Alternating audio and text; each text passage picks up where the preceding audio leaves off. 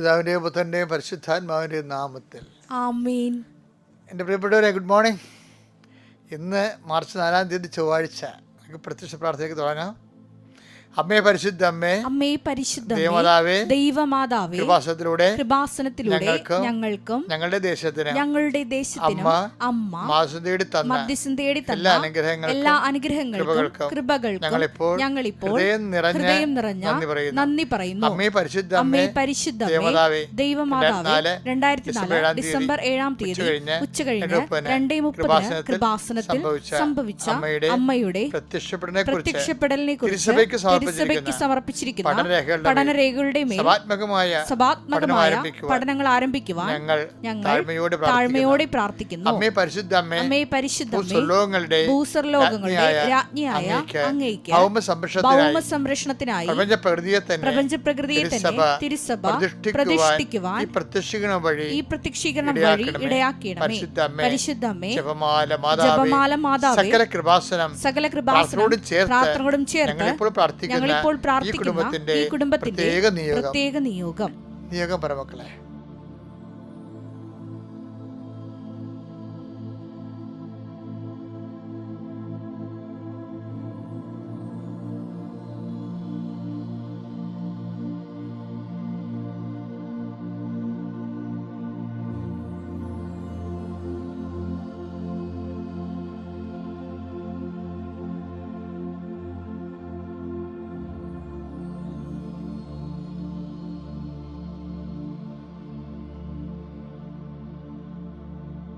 അമ്മയുടെ പ്രത്യക്ഷീകരണത്തിന്റെ ഈ അനുഗ്രഹവേളയിൽ ഞങ്ങൾക്ക് സാധിച്ചു തരുവാൻ കനിയണമേ. ആമേൻ. വിശ്വാസ പ്രമാണം. സർവശക്തനായ പിതാവും ആകാശത്തിന്റെയും ഭൂമിയുടെയും സൃഷ്ടാവുമായ ദൈവത്തിൽ ഞാൻ വിശ്വസിക്കുന്നു. അവിടുത്തെ ഏകപുത്രനും ഞങ്ങളുടെ കർത്താവുമായ ഈശോമിശിഹായിലും ഞാൻ വിശ്വസിക്കുന്നു.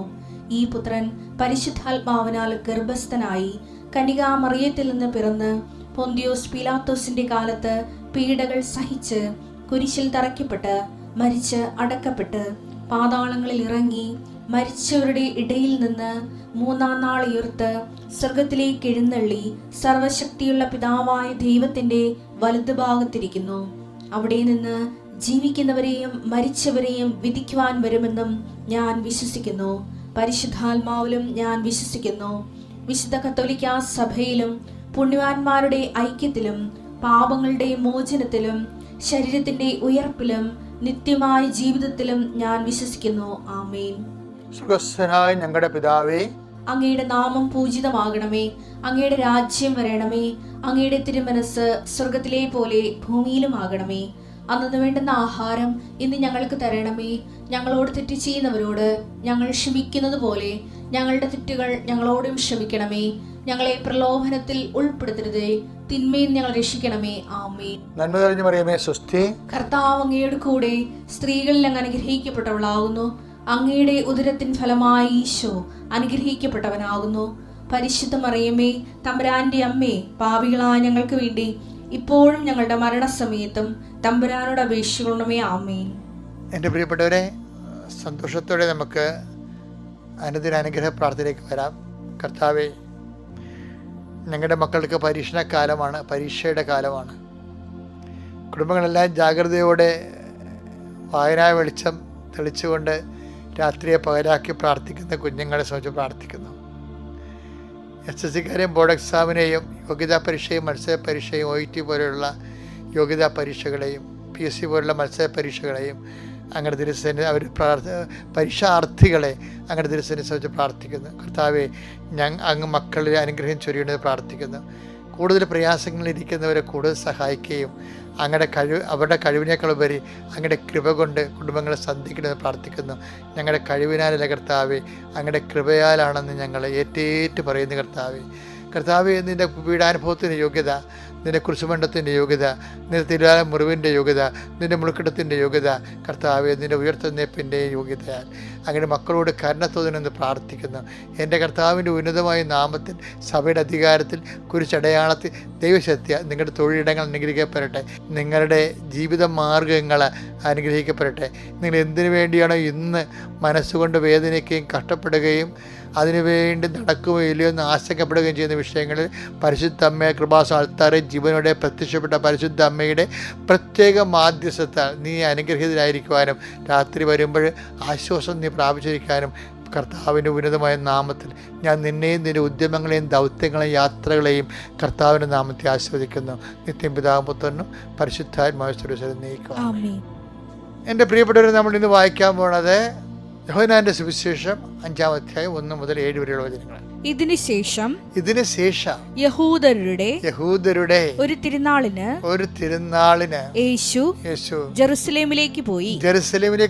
ജെറുസലേമിൽ അജകവാടത്തിനടുത്ത് ഹെബ്രായ ഭാഷയിൽ ബെത്സദ എന്ന് വിളിക്കുന്ന ഒരു കുളമുണ്ടായിരുന്നു.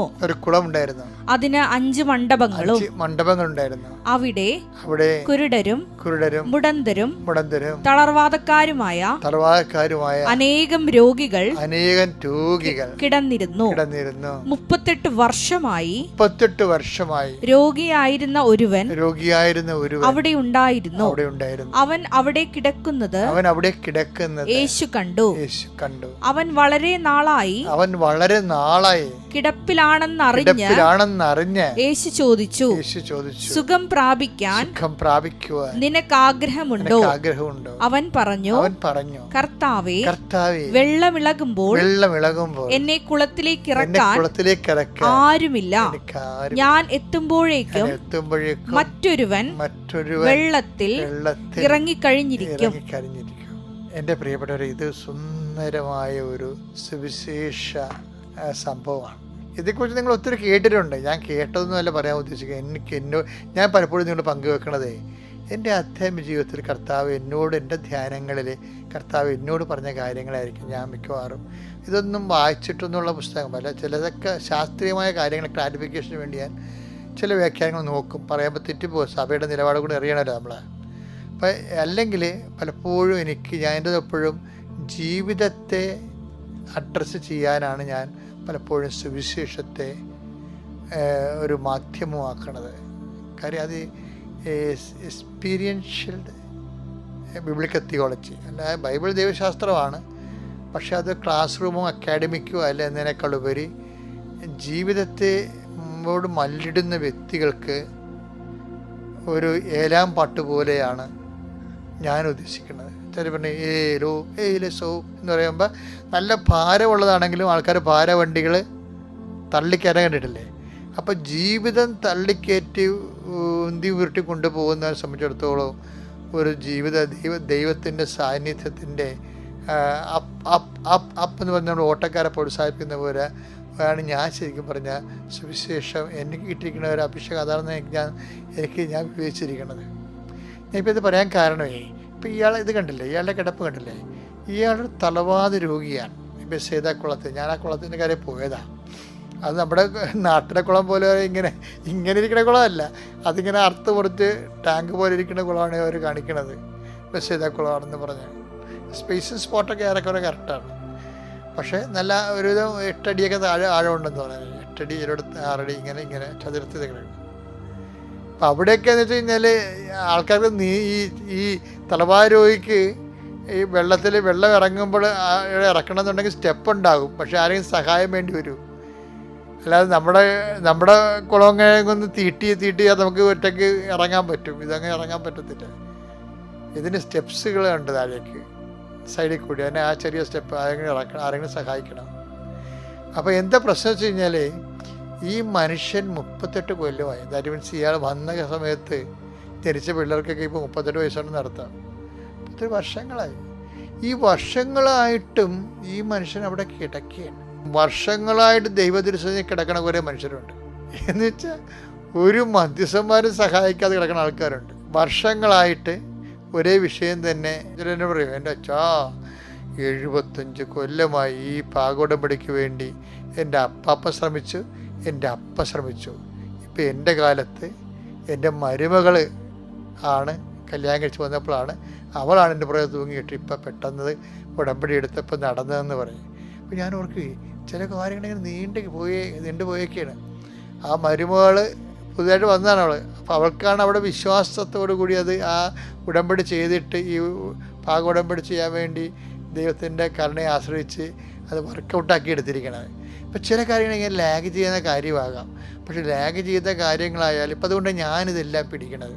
ഇപ്പം 25 കൊല്ലമായ മക്കളിൽ എന്ന് പറഞ്ഞാലും ഞാൻ പറഞ്ഞ ഉടമ്പെടുത്ത് നമുക്ക് നോക്കാം എന്ന് പറയും. എന്താ കാര്യം? കർത്താവ് ഏത് അന്ത്യവിനാഴികയ്ക്കും ഇടപെടുന്ന സ്വഭാവമാണ്. 18ാമത്തെ കൊല്ലം അവൻ അവിടെ കിടക്കുന്നത്, നീ ഇതൊക്കെ കേൾക്കണം കേട്ടോ. ഇന്നത്തെ യാത്രയ്ക്ക് മുമ്പേ അവൻ അവിടെ കിടക്കുന്നത് അവൻ കണ്ടുവെന്നാണ്. പലരും കണ്ടു കാണുവേ, പല അണ്ണന്മാരും കാണേണ്ടവൻ കാണാതിരിക്കുന്നതും കാരണം വേറെ ആരും കണ്ടിട്ട് കാര്യമില്ല. കുറേ അണ്ണന്മാർ കണ്ടു, പഞ്ചായത്ത് മെമ്പർ കണ്ടു, അല്ലേ? അവർ ചിലപ്പോൾ മന്ത്രിമാരോട് പോയി കാണും, ചിലപ്പോൾ നിയമജ്ഞന്മാർ പോയി കാണും. ഒരാൾ കർത്താവിന് ഇഷ്ടമാണെങ്കിൽ പോകുന്ന ആൾക്കാരൊക്കെ പേര് പറയാനേ സമരക്കാരുടെ കഥയെ പറയുന്നുണ്ട്. പുരുകുതം പോയി, ലവയാൻ പോയി എന്നൊക്കെ പറയണില്ലേ? അതുപോലെ ഇവൻ്റെ അടുത്ത് കൂടി പുരോഹിതൻ ലവയാനും അതുപോലെയുള്ള പല ആൾക്കാർ നിയമജ്ഞരും രാജാക്കന്മാരും ഭടന്മാരും ഒക്കെ പോയി കാണാം. ഒത്തിരി പേര് ഇവൻ്റെ കാഴ്ച കണ്ട് കാണും. പക്ഷേ കാണേണ്ടവൻ കാണണം. അതുകൊണ്ടാണ് ഞങ്ങൾക്ക് അവരുണ്ട് ഇയാൾ ആ ടൈപ്പായിരുന്നു, ഞങ്ങൾക്ക് അവരുണ്ട് ഇവരുണ്ട് എന്നൊക്കെ പറയാം. ചിലർ പറയല്ലേ മന്ത്രിയുടെ PA ആണ് എൻ്റെ അമ്മാവൻ്റെ മകൻ എന്നൊക്കെ പറയുന്നില്ലേ, ഞങ്ങൾക്ക് അവരുണ്ട് ഇവരുണ്ടെന്നൊക്കെ പറയും. ഈ ഒത്തിരി വീമ്പിളക്കായിരിക്കണം നല്ല കേട്ടോ, ഹെൽത്തി. അതറിയാമോ? ഇവരാരും നമ്മളെ തക്ക സമയം സഹായിക്കത്തില്ല. ഇവർ പലരും ഉണ്ടെന്ന് വിചാരിച്ചുകൊണ്ട് നിങ്ങൾ കാണേണ്ടവനെ കാണിക്കത്തില്ല, ദൈവത്തിൽ ആശ്രയിക്കത്തില്ല. ഇയാളും പണ്ട് അങ്ങനെയായിരുന്നു. ഇയാൾക്ക് പല ആൾക്കാരുണ്ടായിരുന്നു. ഒത്തിരി പേര് ഇയാളെ വെള്ളം പിടിച്ചെടുക്കാൻ വേണ്ടി കുറേ ആൾക്കാരുണ്ടാവില്ല. യഹൂദന്മാർ അങ്ങനെ പരസ്പരം സഹായിക്കുന്ന ആൾക്കാരല്ലെങ്കിൽ പോലും പൊതുവെ നോക്കുമ്പോൾ നമുക്ക് സഹായിച്ചവരും ഉണ്ട്. ഇപ്പോൾ യഹൂദന്മാരൊക്കെ അടച്ചുകുറ്റം പറയല്ലേ ഞാൻ. സമരക്കാരുടെ കാര്യത്തിൽ ഒത്തിരി പേരിങ്ങനെ നിരുത്തരവാദിത്തം കാണിക്കുന്നുണ്ടെങ്കിലും ഒരുത്തൻ്റെ വീട് പൊളിച്ച് 4 പേര് കൂടി കട്ടിലോടുകൂടി ഇറക്കുന്ന ആൾക്കാരില്ല. അതുപോലെ അങ്ങനെ കുറേ ആൾക്കാർ ഇയാൾക്കും പണ്ടുണ്ടായിരുന്നതാണ്. ഇപ്പം വിളകും റാഫേൽ മാലാഖയെ ബസ്സേതാക്കുളത്ത് ഇറങ്ങുമ്പോൾ കലക്കും. അപ്പോൾ പിടിച്ചു കിടത്താതെ ഇയാൾക്ക് നല്ല ആരോഗ്യം ഉണ്ടായ കാലത്ത് ആരോഗ്യമുള്ള ചെറുപ്പക്കാരൊക്കെ ഇയാളുടെ കൂടെ ഉണ്ടായതാണ്. ഇപ്പം ശരിയാക്കി തരാമെന്ന് പറഞ്ഞ് കുറേ ആൾക്കാർ ഇയാളുടെ കൂടെ ഉണ്ടായാണ്. ചിലപ്പോൾ ഭാര്യയും ഉണ്ടായി. മിക്കവാറും ഡൈവേഴ്സ് ചെയ്ത് പോയി കാണും. മിക്കവാറും ഇത്രയും വർഷങ്ങളല്ലേ. തറവാതിരെ കൊണ്ട് ഇയാക്കളെ കൊണ്ട് പ്രത്യേകിച്ച് പ്രയോജനമൊന്നുമില്ലല്ലോ. അപ്പം അതുകൊണ്ട് അവർ ചിലപ്പോൾ പോയി കാണും. മക്കളും ഉണ്ടായി കാണുകയില്ല. മക്കളും ഇയാൾ തറവാതിരമാണ്. തറവാതിര കൂടെ നിൽക്കാൻ പാടാണ് ഭയങ്കര. ഇയാളുടെ മലമൂത്രങ്ങളൊക്കെ ഇയാൾ ആരാണ് ഇതൊക്കെ നോക്കണത് അറിയാം. കാര്യം തളർന്ന് കിടക്കുന്ന ആളല്ലേ. അപ്പോൾ ഇത് നിന്നെ ഇപ്പോൾ ഭാര്യയ്ക്കും വേണ്ട, മക്കൾക്കും വേണ്ട, ഭർത്താവിനും വേണ്ട, നാട്ടുകാർക്കും വേണ്ട, കൊണ്ടുവന്നവർക്കും വേണ്ടെന്ന് പറഞ്ഞാലും നിന്നെ വേണ്ട ഒരാളുണ്ട്. അതാണ് പറയണത്. അവൻ അവിടെ കിടക്കണത് അവൻ കണ്ടു. 38 വർഷമായെന്ന് മനസ്സിലായിരുന്നു. എന്തൊരു ഈശ്വരനെ കാണുമ്പോഴേ വല്ലാണ്ടായിപ്പോയി നമ്മൾ. അത്രയ്ക്ക് സംഭവമാണ് ഇത് പറയണേ. അവനവിടെ കിടക്കണം. ഇതാണ് കർത്താവ്. അതാണ് നമ്മുടെ വീട്ടിലൊക്കെ ഈ ഹൃദയമൊക്കെ ഇരിക്കുമ്പോഴേ, ഹൃദയത്തിൻ്റെ രൂപം നമ്മുടെ വീട്ടിലേക്ക് എഴുതി. ഹൃദയത്തിൻ്റെ രൂപമില്ലാതെ ഒറ്റ വീടുണ്ടാകരുത്. അത് കാരണം നമുക്ക് തോന്നണം. ഹൃദയത്തിന് പകരം വേറെ പല പരിപാടിയും കാണിക്കുന്നുണ്ട്. ഹൃദയത്തിനെ പോലെ പല പരിപാടിയും കാണിക്കും. അതല്ല, തിരുഹൃദയം നമ്മുടെ വിശ്വാസത്തിൻ്റെ എംബ്ലമാണത്. ആത്മബന്ധത്തിൻ്റെ ഒരു അടയാളമാണ് ദൈവമായിട്ടുള്ളത്. അപ്പോൾ പറഞ്ഞ് അവനവിടെ കിടക്കുന്നത് അവൻ കണ്ടു. അവനൊറ്റ ചോദ്യം ചോദിച്ചോളൂ, ഈ സിറ്റുവേഷനിലാണ് do you want to heal? നിനക്ക് സുഖം പ്രാപിക്കാൻ ആഗ്രഹമുണ്ടോ? അപ്പോൾ അയാൾ പറഞ്ഞ് എന്നെ സഹായിക്കാൻ ഒത്തിരി പേരൊക്കെ ഉണ്ടായിരുന്നു, ഒത്തിരി പേര് സഹായിക്കുമെന്ന് ഞാൻ പ്രതീക്ഷിച്ചിരുന്നു.